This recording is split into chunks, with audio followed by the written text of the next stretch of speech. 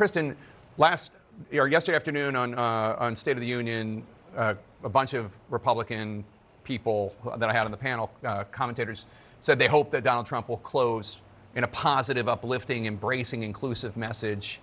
I don't think he's doing that.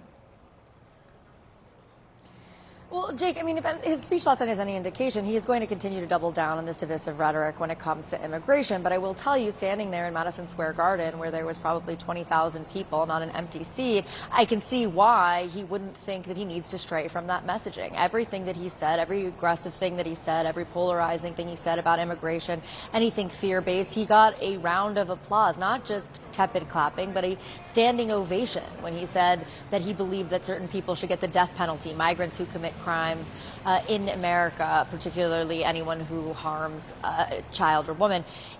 This was not the response of somebody who believes that they need to change what they are saying. They believe that what they are doing, and he believes himself, what he is doing and saying is working. And particularly when he is talking to his base at rally after rally, it was clear last night that they are enthused by that kind of rhetoric. But of course, the question, Jake, remains whether or not this actually moves the needle for Donald Trump and brings people to the polls who otherwise might not actually go out and vote. And I do want to quickly touch back on those Puerto Rican comments, because one of the things you said is that the campaign seemed to be reminded. They do not need to be reminded how many Puerto Rican voters there are. That's why you saw them issue that statement so quickly. And I was told personally that several lawmakers, aides, allies called Donald Trump's campaign, whether it be different advisors, essentially to say that this was a huge mess up, that this was a huge problem. And I've heard a lot of finger pointing among different aides and allies saying, how could this possibly have gone unvetted? Who was supposed to look at these speeches? Now, I was told that the speech was gone over by this comedian in particular, that none of the jokes that were actually put out there were things that had been vetted.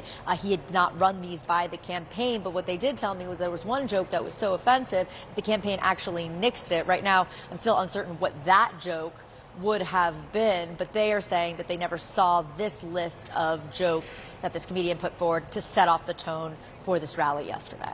All right, Kristen Holmes in Atlanta with the Trump campaign. Thanks so much. Let's bring our panel of political experts. Maria, so we see the Trump campaign trying to distance itself from it, saying, quote, this joke does not reflect the views of President Trump or the campaign.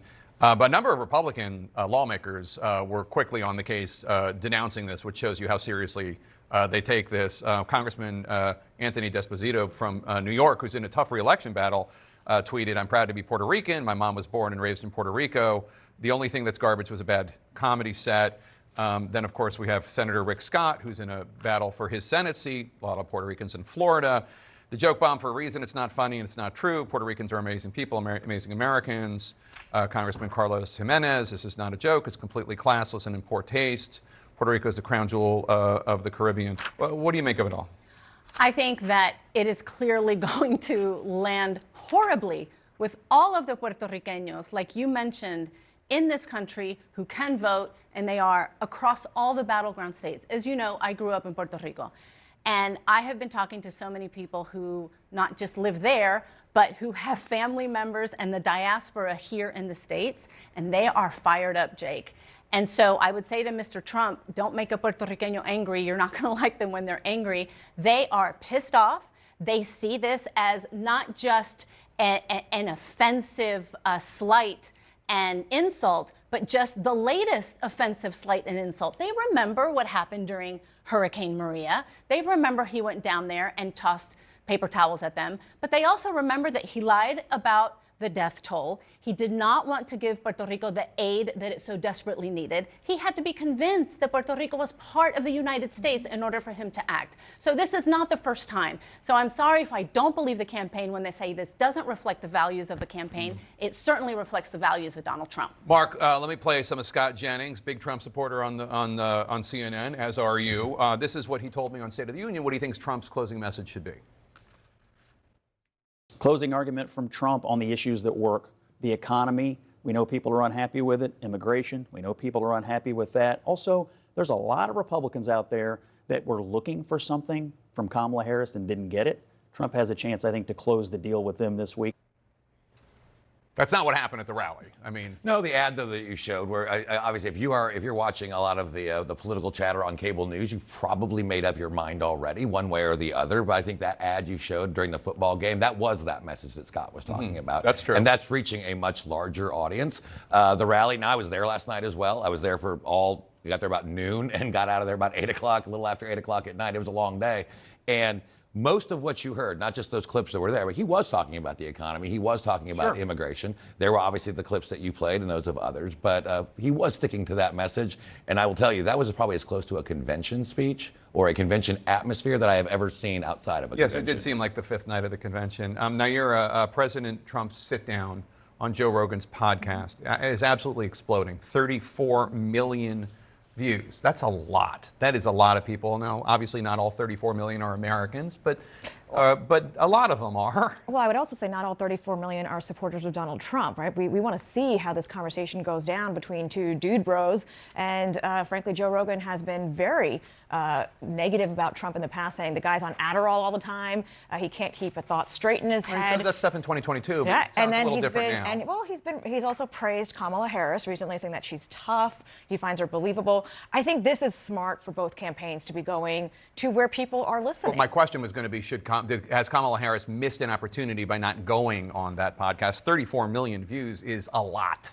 It is. I think the Harris campaign has clearly made the decision that going after suburban women and women's rage is going to be their winning vote this cycle. I have heard so many stories when I've been out on canvassing, or whether it's Pennsylvania, even out in Michigan, of Republican women telling strangers that they're not going to tell their husbands, but they're actually going to vote for Kamala Harris, right? So there's clearly a division and something happening in this country that maybe the polls are barely picking up on right now. But you can't do everything in the final days of the election. Going to where your votes are is probably the most reasonable, and her votes are definitely with women, minorities, white dudes who aren't racist. Like there's a big group there. So, Joan, I want to bring you in. I want to ask you about the interview I did with Senator J.D. Vance yesterday, because it was obviously a contentious interview, and kudos to him for doing the interview. Governor Tim Walz declined to do an interview. And one of the things that we were disagreeing over was his argument is that when Donald Trump talks about the enemy within that he wants to use the military against, that's just, quote, far-left lunatics. And then when he describes others in the enemy within, the Democrats and people who oppose him, he doesn't want to use the military against them. And I don't know if this is a closing argument that works in their favor to try to figure out which enemy of within does Donald Trump want to use the military against, and which ones is he going to go after in different ways. Yeah, it would be helpful to Donald Trump, and it would make J.D. Vance's life easier, given that his primary job is basically turd polishing Donald Trump's rhetoric day in and day out. If Donald Trump just did this crazy thing and used a different term for these groups that are apparently very different in his mind, right? If he's saying the enemy within are the people we can send troops at, that's one set of problems with that.